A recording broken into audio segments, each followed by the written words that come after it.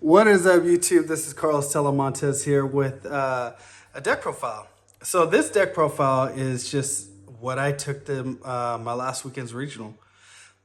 So I didn't get to play much leading up to it. I played once in the 2 weeks leading up to it, which is not good if you're trying to top a regional. But I tried to just kind of mentally prepare for it, just listen to a bunch of videos, and just try to see what makes sense, what might not make sense.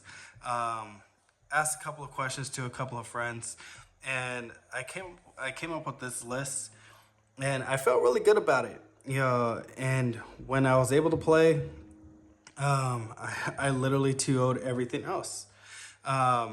Unfortunately, my two losses came to, I kid you not, drawing double increase, malicious denier, miracle fusion. 3 games in a row. I kid you not. I don't know what it was. I pile shuffled. I like, it's ridiculous. I took a picture during the regional, during my match, and sent quickly and just sent it to a friend of mine. Just like, how did this happen? Like, I could play through bad hands, but that specific, now one of those hands, it did end up being like a different what's it called? It wasn't miracle or something. It was like Vion, but loses to one hand trap essentially at that point when you open a malicious denier double increase. It just wasn't my day. However, the other rounds that I did win, believe my record at the time was 6-2, 6-2 before I dropped, just because, like, for me, I just care about the top 8. Unfortunately, I'm never really gonna go to Nats. I don't want to take a lot of time away from my family, my wife, my kids, and stuff, and that just would be too much time for me. But all that to say, I literally 2-0'd everything else. Pure Snake Eye, couple of Flunder players, a Pearly player, and what else? I'm trying to remember all my matchups. I have it all written down somewhere. Maybe I should have brought it out. But these are we're gonna get right into it now that I kind of made those disclaimers. But we're gonna get right into it, and this profile is a little different. There's a decision that I made that I wish I never did, but I thought I'd listen. And if I choose to listen to somebody, I adopt that decision. I take ownership of that. I should have went with my gut and played what I wanted to, or played it differently, more so. So 3 Stratos, Liquid Soldier, the hero lineup, right? Like, nothing's changed in the monsters. The monsters are the monsters. So, Vision Hero package. The cards I opened up with 3 games in a row. And when I say 3 games in a row, I meant game 3. Game 3 of one of the matches that I lost, and the very next round, 2 games in a row. So, how does that happen? I don't know. But, the Destiny Hero package. Then from here, you got my the non-engine. 3 droplet, 3 talents, and a call by. These performed amazingly. Like, against the pure Snake Eye, it was really good because, you could dodge things. And these 4, I wanted to see that in my hand every opportunity that I got. Straight up, I wish I could play more call by. Straight up, I wish I could play 6 talents. But 3 Fusion Destiny, 3 Hero Lives. Now, I played, here, let me hold this. I played the 1 Poly, Miracle Fusion, and let's see, it's this right here. I played 1 Mass Change, 1 Rhoda, 3 Imperm, and Favorite Contact. So, these 2 cards right here, these were actually 2 thrusts. And honestly, I wish I never played it. I sided it out literally every time. And this is my fault because I knew I wanted to play the thrust, but just going up, like, I'm a husband and, a father of three. And so my time is very, very limited when I'm playing. And so I forgot that I didn't have different dimension grounds. So when I put these in, I wanted the thought process was to have different dimension grounds. Because you can like essentially skip their turn, right? I cited this out every game. I never wanted it. Um, Going second, sometimes it would come back in, just because you can get into like Fusion Destiny talents and stuff like that. The cards that it should have been were these. It should have been a second polymerization and it should have been an e-call. I was playing this a lot leading up to the regional. I was definitely playing the e-call. I would play this on and off, but this was a second mass change. They should have been this. And moving forward, I'm pretty sure I will be playing the second poly. I regretted the whole time not playing the second poly. My Vion search never was stopped. Essentially, pretty much I was stopped always before when people would try to interact with me. Played against a voiceless voice player. Yeah, he tried to hand trap me. I played through Ash Nib. Ash Nib Imperm and still killed him. But just playing through hand traps though, I feel like I always want this. Now, a lot of people will see this card and think that it's just it's just a brick or whatever. But the thing is, it's like if you can't get to this, you're still playing the game, right? If you can't get to this, your plays are like significantly hindered. You need this to make DPE. You need this to make Infernal Rage, all types of things. So like, honestly, I wish I would have kept this at 2. Shoot, as much as I wanted it, maybe even 3. But talking about the one match change for a second. So I played one match change, one because I felt like I only wanted it when I wanted it. And the thing about it is, like, if I'm losing die rolls, I'm never wanting this, right? I'm playing into a board. Unless there's, like, specific things, like, say, if you're playing against a rescue player and all their stuff target, you dodge it, right? But if that one Dark Claw sticks, that's essentially all you needed to begin with, right? The only other time that I would want it is, like, if I open up with the mass change and I search out another one, or I Wonder Driver to back and so it could dodge Imperm. But I never regretted this at all. Now, could it find its way going back to 2 or 3? Definitely. Definitely. It's not a bad card. I still like it. But for this list, for this regional, I wanted as minimal deck cards as possible. And this is technically an engine requirement. It's not a necessity. You can still make Dark Claw whenever you want to because of Wake Up. So it's like, I just decided to play this at 1 and I never regretted it because in all reality, you're comboing off with this more. And if you're going second, you're emphasizing poly a lot more than you're emphasizing mass change because you're trying to kill him. So I wish I would have played the second poly, second e-call. And if you're playing 2 or 3 mass change, and you like it, continue to play it. It's not a bad card. I'm not saying it's a bad card. It's just my preference. Dark Law is insane right now. However, especially with so many Bestials around, you don't want them to just banish one of your cards and just run over your Dark Law, right? After they, like, say, for example, like the argument's always, well, if I get hand chop, I'm just going to end on the Dark Law, right? Yeah.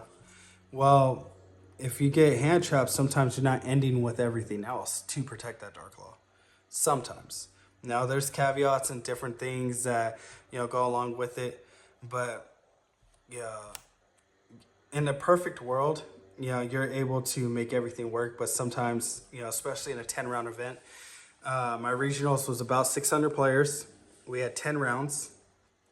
And, I had to prepare for a grind, right?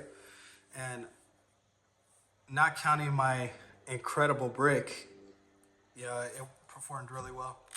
So that was that. Excuse me. That was the main deck.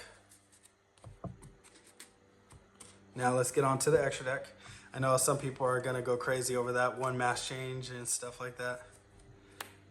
So links. So this is a change that I made. I decided to play 2 driver. Again, 10 round regional, 600 players. You know, if you're not familiar with California, we used to get like 1,000 people regionals. Yeah, it's more than some YCSs. Yeah, like I seen a couple of YCSs recently. You know, a lot of them are mostly out of country. You know, they only have like 600 players for their YCS, some 5 or whatever. Like in California, we get a lot. We get a lot of people. You know, so for that being said, I wanted a second driver because I wanted to be able to recycle whatever I need whenever I needed it. So I played 1 Dark Law. I played 2 Wake Up, 2 Neo Swingman, Inferno Rage, and Sunrise, 2 DPE, and the Dystopia. A lot of people mostly use this as a burn card. I use it for everything. Like in your Inferno Rage combo, you're always tagging out for Sunrise anyways. So why not just throw this on top of your board? Like for example, a lot of times what I'll do is when I'm going my wake up combo, I'll make a Dystopia first, and then I'll make a follow up with an Enforcer, and then when I go to activate my Enforcer for my wake up to pop it to pop the wake up to special, they'll try to nib you. Now what you can do is you can chain the Dystopia, popping your DPE, so that way it can resolve. So that way your DP can get saved, you know? So, I mean, there's a lot of things that you can do. And, 2 pops are better than 1. And when you're backing up your Dark Law, with these, it changes the game significantly. This card is more than a time card, Let's see. So that was the extra deck. 2 came up. 2 comes up. 2 comes up. And the reason why is because when you go your wake up combo, you need 1 for the opening play and you need 1 to kill him. So when you 1 to driver and you get that advantage, your DP comes up back on the standby phase. You can reset the miracle. If your broken board does not stick and they draw equally as broken, all your stuff is going to be in the graveyard. Now you got 4 fusions in your grave. You just flip the miracle that you reset from the driver and you just kill him. You attack 4 times and you kill him. So. Set 2 Neo Swingman because if you're going second, you can make this one with Miracle Fusion. Because you fused for this with Poly, you tagged out for this. This got you Miracle Fusion. You Miracle Fusion these away, and then you blow up the board and you try to kill him, right? If you can't kill him, you have a favor contact. You can still make the second one and keep them out of the game. So those are really good, especially because like the Fire King version, they have a very difficult time with this guy. Like, this guy against them is really, really good. You just save your interactions. You just save the Emperor, you save the droplets, you save the interruptions, for SB Little Knight or Flamverge Dragon or whatever. Whatever will try to, remove this card. You just save it for that. Because none of their stuff can pop this or whatever. It's really good. They can't out it. They can't really out it so easily. So, for my side deck, 3 Ash, 3 Dark Ruler No More, 3 Deck Lockdown, 2 Lightning Storm, Harpy's Feather Duster, and Summon Limit. Okay, so I know what you guys might be thinking. If you're not meaning the hand shots, why not side it?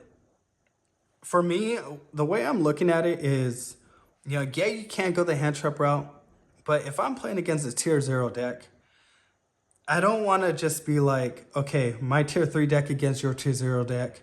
We're going to, both open up 2 hand traps, 3 hand traps each, but my deck has a lot of 2-card starters and your deck has a bunch of 1-card starters. you know, they're gonna win that battle. So I didn't want to get caught in a, trade off with them. Now, that's not to say hand traps are bad or anything like that. It's just for me and my style. Yeah, I prefer the board breaker approach just because, they're more impactful for one card. And then I just watched too many games of just people playing under nib, imperm, draw, just playing really good, really soundly, and just, playing through all of it. And I just didn't want to hand trap somebody 2 or 3 times and they still make a board.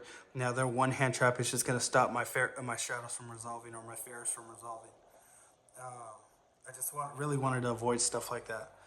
So the ash blossoms, they're only there for like decks, like, so I don't get gimmick puppet locked. Between this droplet and perm, it's what I use for like brand diffusion. Imperm on the what is that card that the branded card that shuffles back or whatever. Infuses, so it's stuff like that. Gimmick, the Sanctifier Dragon, hitting the Sanctifier Dragon with the imperm and the droplet. So that's what I use. I liked it. I liked it.